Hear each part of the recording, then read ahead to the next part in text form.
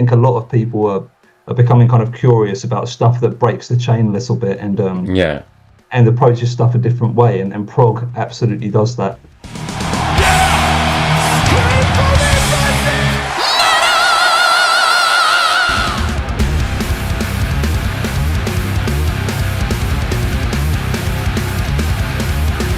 James of Wheel, we're getting closer and closer to the release of the new album. How are you doing today? I know it's a hectic one. Yeah, no complaints at all. Lots of PR stuff. We're rehearsing pretty much every day too, getting ready for the tour, but all good problems to have, so cannot complain. So in Finland, the snow has finally melted, which is, you know, pretty much ahead of time normally for us, and it's a good day for that reason. There we go. There we go. I think simple things can make us happy. Now, there's lots to cover with the new album, and we'll see what we have time for. But this is album number 3. Let's start there, because, you know, a first album tends to be something that takes forever to write, record, and play, you know, 1,000 shows, and you see what works well and becomes a bit of a greatest hits collection. The second album all of a sudden is really hard because there's timelines and expectations and pressures. The third album is the one that defines the sound of a band. It's the number of the beast. It's the master of puppets. When you look at Wheel and your journey, do you feel similar to that as well? This is the album that really defines the voice of the band? Yes and no. I think Resident Human was scarier in a way because we'd gone from nothing for the first 2 EPs where not that much happens to moving backwards where all of a sudden we sort of blew up, at least by our standards. We started getting these great touring opportunities with bands we liked, and we kind of were put on the map. And then all of a sudden there was this expectation for what we were supposed to achieve, and we were learning how to do with, interaction online and you know, just processing negative comments, things like that. And to be honest, we don't have many of them, but still, it's a learning curve. And I think that was really difficult to kind of get out of my own way and get that album together. But this time around, I've tried to just let go of that stuff a little bit. Like we're making very elaborate prog music. Not everyone's gonna like it. That's really, really fine. So we've tried to just let go of needing to please anybody or think about that, and instead just make stuff we're interested in to keep ourselves interested in what we do. And I think in that sense we've kind of distilled Wheel down to its most fundamental elements on this new album. We've kept the short, aggressive, intense songs. We've kept the larger, elaborate webs. And I think rather than, because a lot of people have said this to us about the third album, and rather than trying to make this genre-defining moment or band-defining moment for ourselves, we're just trying to make the best stuff we can possibly do at a given time, and with luck that will continue to improve as we move forward. But we're really happy with how the record turned out.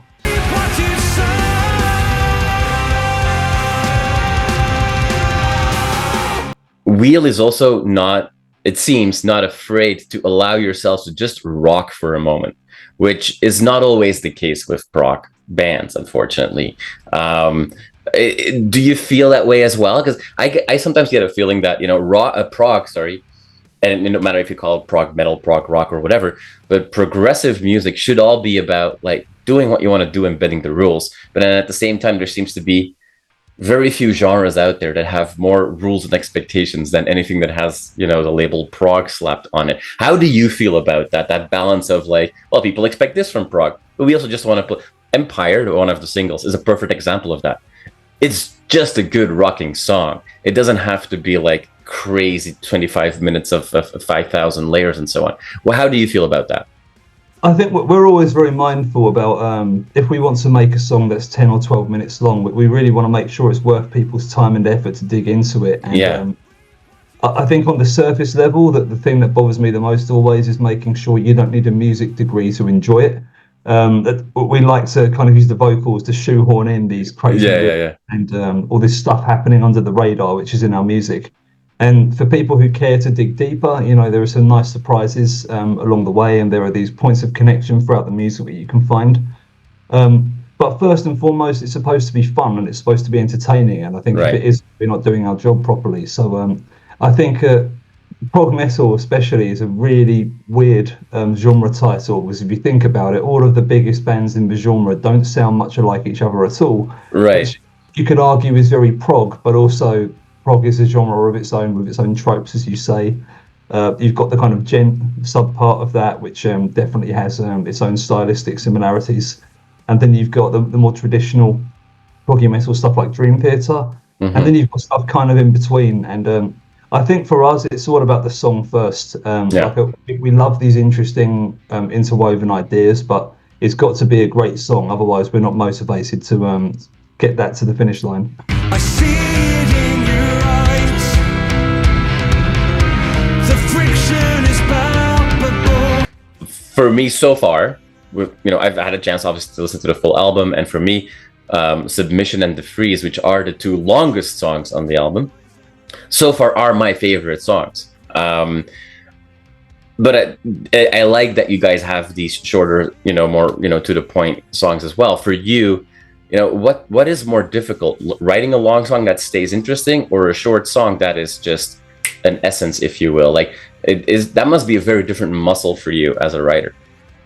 I think it probably is, but it's hard to say which one's more difficult. It really depends on the song. Like Empire was a bitch to finish this time around. It was two songs for the longest. We had the intro part with this kind of Lamb of God in 5 riff going on, and then we had this really intense drum and bass groove for the verse parts. And I spent months trying to flesh those out into full songs, and I was getting nowhere.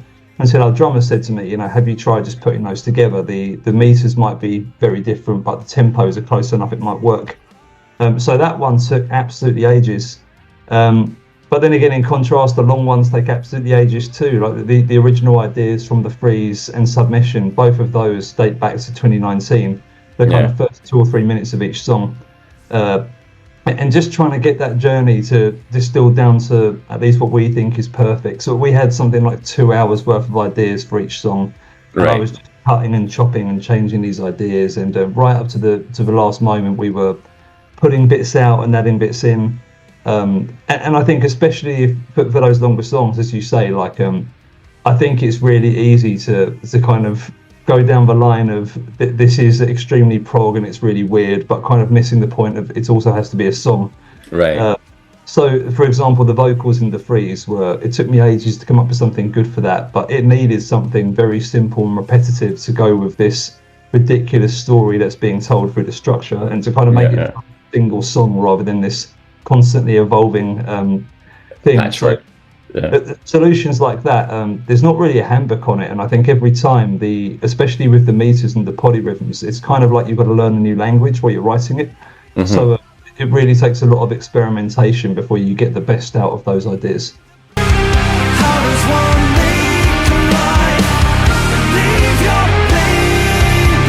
You mentioned some Lamb of God riffing for sure. On Discipline, we get some A Perfect Circle as well, if I'm not mistaken. Cool to see how, the more quote unquote newer generation of bands are inspiring you. Like, it doesn't always have to go back to Rush.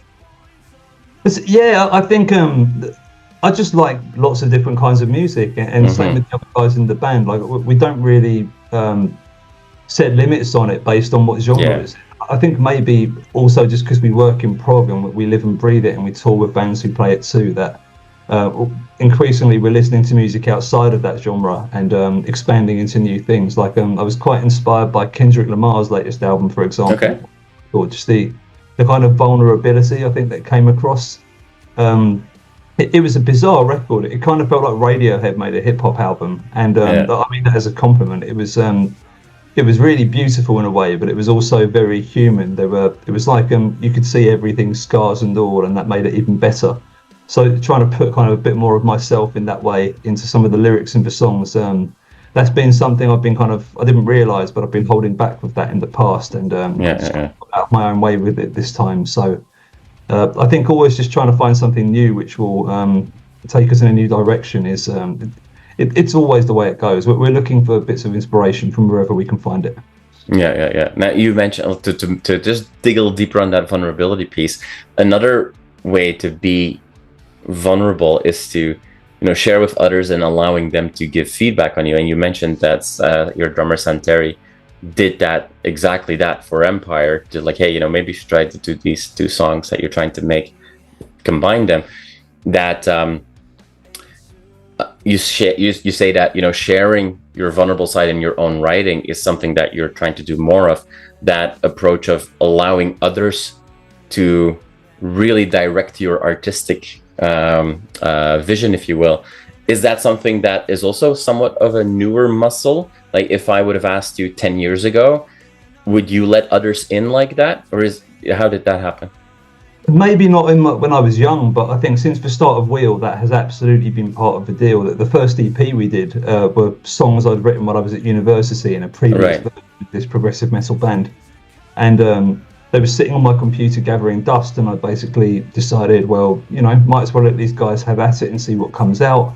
And I was really glad I did. We didn't change huge things, but for example, in the change on that record, there's this section with tapping, which I had nothing to do with. The guys just said, we need to bridge these sections with development that needs to be longer and bigger. And they came up with that. So I think letting go of that and trusting the people you work with is a really important part of the role, especially considering I'm still writing, you know, 95% of what we do. Right. But there are limits to what I know. I mean, I'm pretty good at writing drums, bass and guitar. I've done a lot of it, but at the same time, I'm not nearly as good at writing drums as our drummer, who is phenomenal. So it's good to know when to listen. And I think that's always been part of our dynamic in the band.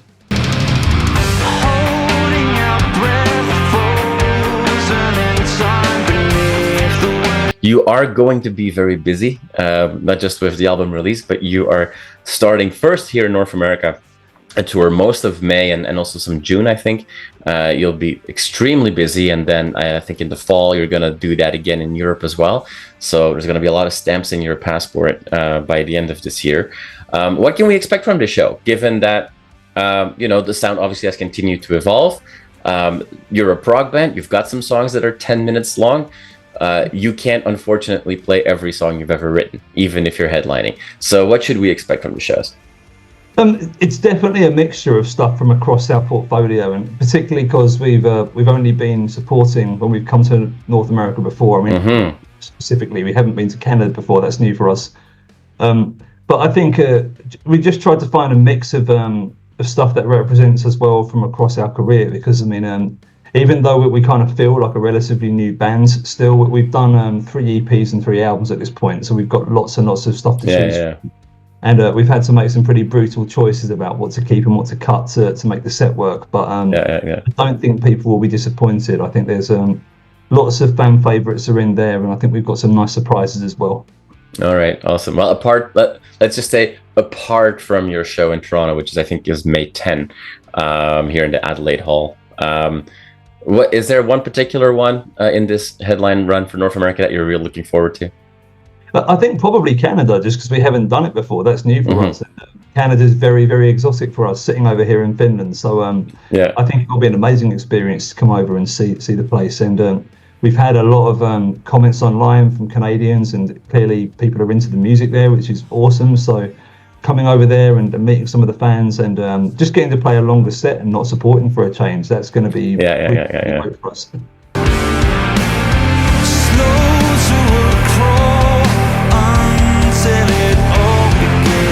You mentioned something else earlier where you were like, oh, you know, we already have quite a bit of material, but we're still like a younger or newer band. And I mean, for sure, I mean, you're definitely experienced. There's no doubt about it, you know, when a band releases a third album. But it does seem that in like the last 3 to 5 years, there has been this, I don't know if resurgence is the right word, but a lot of really cool, newer, proggy bands, whether or not they call themselves that, have been releasing some really interesting albums.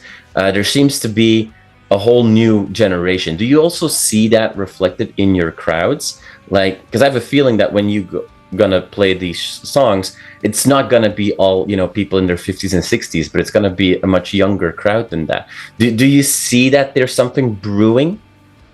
I think there's a real range, and I think especially with just the nature of streaming platforms and the way we have to pick artists just to, you know, feed the beast and make sure we get favoured by the algorithm. The cycles of albums are smaller than they used to be, especially for this kind of music. Like, we couldn't function if we wrote an album every 5 to 6 years. It just wouldn't be feasible to do as a career.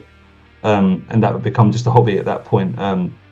So I think a lot of people are, like always happens, the pendulum swings one way, then it swings back the other. I think a lot of people are becoming kind of curious about stuff that breaks the chain a little bit, and and approaches stuff a different way, and prog absolutely does that. Of course, depending on the band to varying degrees, but I do think there's a lot of curiosity about just different ways to approach making art, and I think ever since I was a kid, you know, I used to go and see my brother sing at Westminster Abbey Choir School when he was very young. I was exposed to this incredible classical music and one of the best choirs in the UK when I was a child, and I was far too young and immature to appreciate it at the time. Right. That really bled into me, just, you know, how wonderfully you can structure this stuff if you break the mold of what a standard contemporary song would do, like something that with a, you know, the verse chorus thing, which it's become a trope. And we use that when it's appropriate too, but I think prog has the freedom to really mess with those rules and expectations a bit more. So yeah, it's a really broad mix. We have some older fans who come, and there's a surprising number of younger fans who turn up too. When we came with Vola last September, there was definitely a younger audience than I expected in the crowd. So I think the future for prog and prog metal is looking pretty good right now. Burrowing deeper, desperate to engage, and we rise to it. James, thank you so much for your time today. I really appreciate it, and I look thanks, forward to people. seeing you on the road. Awesome, Absolutely. man. Take care, and have a good one. See you soon. Thank you.